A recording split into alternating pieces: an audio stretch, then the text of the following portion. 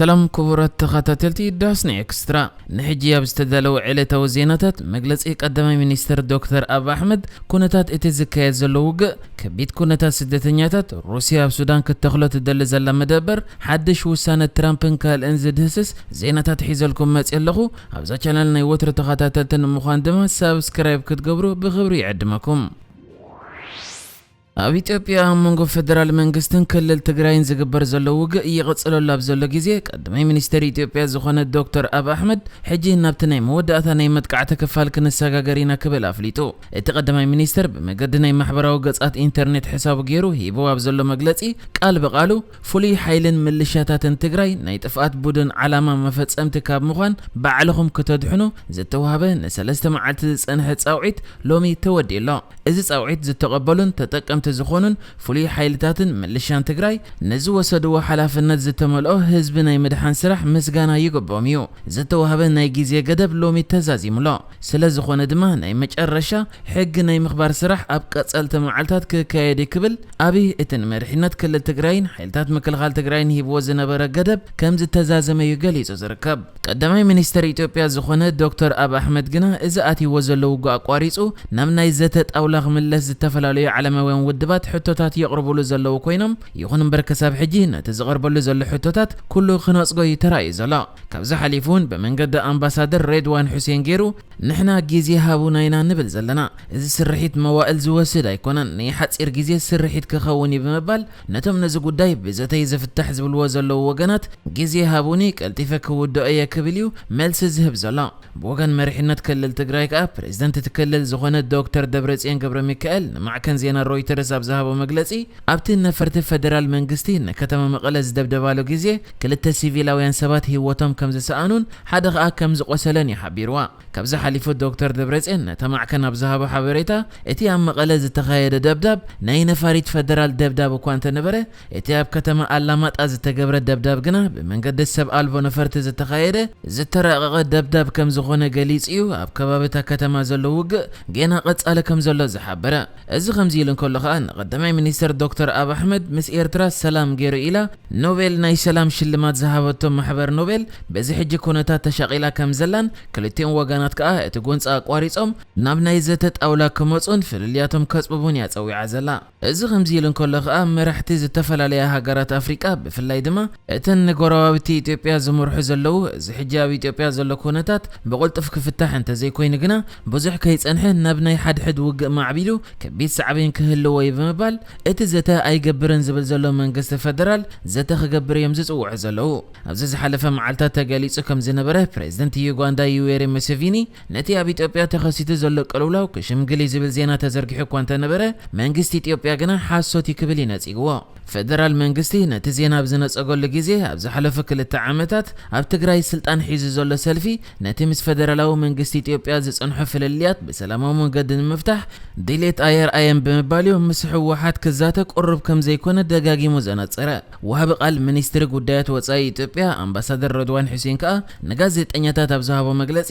ዝኾነ ናይ ሽምግልና ፈተነ ንስርዓት ኣልቦነትን ዘይተሓታትነትን ዘተባብዕዩ ብምባል ከምቲ ኣቐዲሙ ዝተገልጸ ነቲ ስርሒት ኣብ ሓጺር ግዜ ክዛዝምዎ ምዃኖም ገሊጾም ግዜ ሃቡና ይዝብል ዘሎ እዚ ይኹን እምበር ሕጂ ሓንቲ ኣጃንስ ፍራንስ ፕረስ እትበሃል ማዕከን ዜና ገሊጻቶ ከም ዘላ ፕሬዝደንት ናይጄርያ ነበር ኦሉሰገን ኣባሳንጆ ንፌደራላዊ መንግስቲ ኢትዮጵያን ንህዝባዊ ወያነ ሓርነት ትግራይ ንምሽምጋል ናብ ኢትዮጵያ ክገይሽ ከም ዝኾነ ገሊጻ ክሳብ ሕጂ ግና ብዛዕባ ምምጻእ ኦሉሰገን ኣባሳንጆ መንግስቲ ፌደራል ዝሃቦ መግለጺ የለን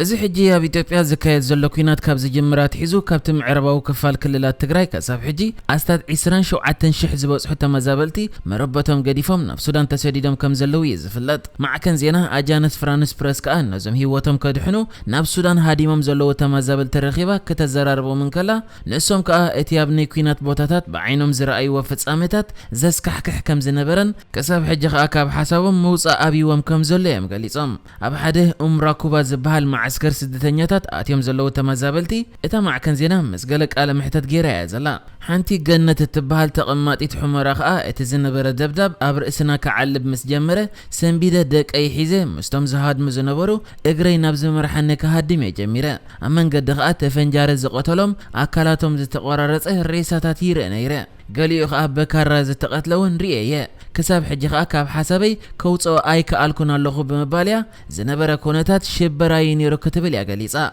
كالي حدا قردو برهان زبهال تمزابال دما اتم زاتونا وتهدرات اندحر حيزومخا وتهدرات ني حيلتا تግራይ ዲኻ ኣይኮን ካን ኢሎም ይምዝሓትኻ ወታእታ እንድሕር ኢልካ ኸኣ ይቆትልኻዮም ኣነ ወተሃደር ኣይኮን ኮን ኢልካውን ከተእምኖም ብጣዕሚ ከቢድ እዩ ንገሊኦም መስኦም ወሲዶም ብሂወት ዝምለሱውን ኮይኑ ኣይስምዓንን ይብምባል እቲ ኩነታት ክገልጽ እንከሎ ሓደ ተኽሊ ብርሃኑ ዝበሃል ካልእ ካብ ማይ ካድራ ዝመፀ ወዲ 32 ዓመት ተመዛበለ ኸኣ ካብ ሰዓት 4 ናይ ንግሆ ክሳብ ሰዓት 11 ናይ ለይቲ ተታሒዙን ከሎ ይቕጥቅጥዎ ከም ዝነበሩ ኣብ መወዳእትኡ ኸኣ ሓደ ወተሃደር ክቆትሎ ምስ ወሰነ ካልእ ወተሃደር መፂኡ እዚ መምህረይ ነይሩ ኢሉ ከም ዘድሓኖ ብምዝራብዩ ኣብቲ ኩናት ዘሎ ከቢድ ኩነታት እዩ ንማዕከን ዜና ኣጃንስ ፍራንስ ፕረስ ሓቢሩ ዘሎ እታ ማዕከን ብተወሳኺ ገሊፃቶ ከም ዘላ ዳርጋ ዝበዝሑ ኣብቲ ናይ ተመዛበልቲ ማዓስከር ዘለዉ ስደተኛታት ነፍሲ ወከፎም ከቢድ ዝኾነ ኩነታት ከም ዝረኣዩ ዝገልጽ ዛንታታት ከም ዝሓበርዋ እያ ገሊፃ ዘላ ከም ዝፍለጥ ኣብ ሱዳን ዝርከብ ራኩባ ዝበሃል ማዓስከር ስደተኛታት ቅድሚ 20 ዓመታት ክዕጾ ተወሲኑ ዝነበረ ማዓስከር ኮይኑ ካብ 1983 كشاب 1985 ኣብ ኢትዮጵያ ዓጸቦ ኣማዛቢልዎም ናብ ሱዳን ሰጊሮም ዝነበሩ ተመዛበልቲ ይዕቂቡ ዝፈልጥ ገዲም ማዓስከር ስደተኛታት እዩ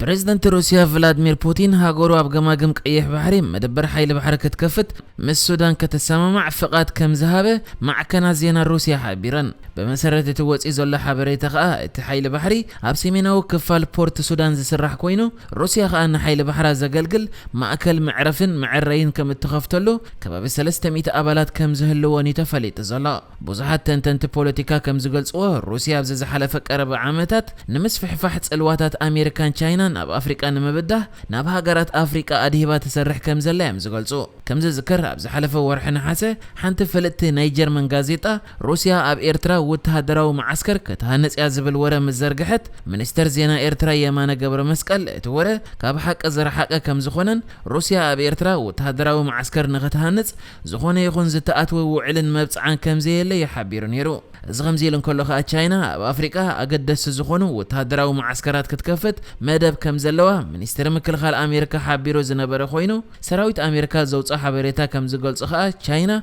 اب هاجرات كينيا سيشيلسن تانزانيان انغولانيا مدبر كتكفت تبهيل زلا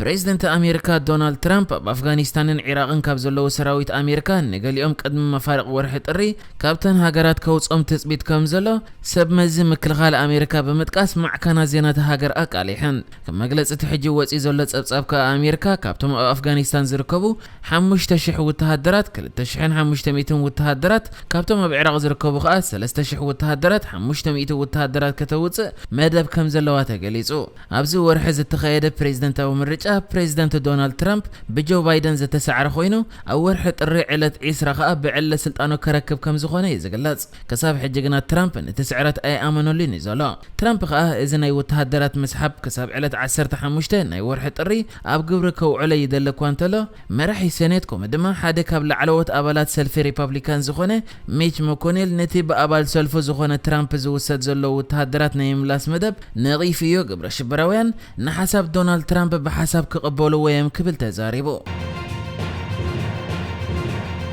نحجز تدالو الزيناتات ازينيرو بكالك سب نرغب سلام نعخم